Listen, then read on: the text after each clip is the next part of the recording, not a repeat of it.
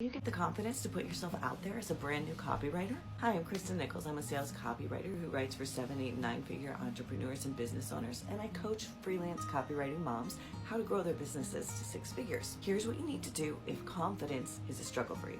Get hyped up.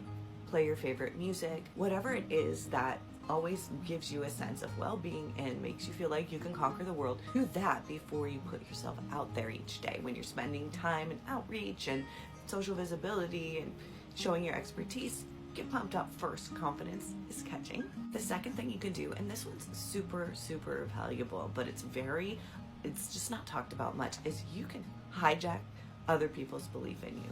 So if you have somebody like Aunt Gertrude who just thinks that you hung the moon, tell yourself, Aunt Gertrude thinks I can do it, I can do it. If you have a community or a coach or someone who mentors you, borrow their belief in you, because I guarantee they believe you can do it because they know you can.